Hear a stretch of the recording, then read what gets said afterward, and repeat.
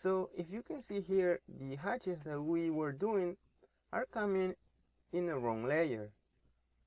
As you can see, this hatch is on layer 0 as well as this other one.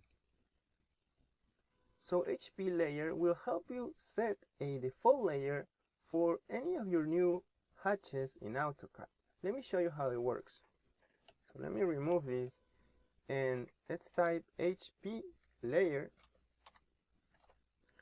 Now you can specify a layer. So for this case, I'm gonna specify. So for this example, I'm gonna use the X hatch layer.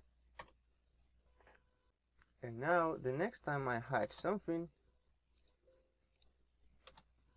you can see that it will come on the layer X hatch.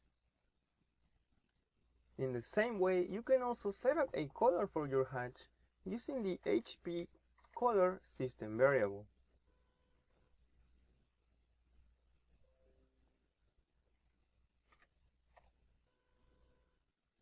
So if we hatch again,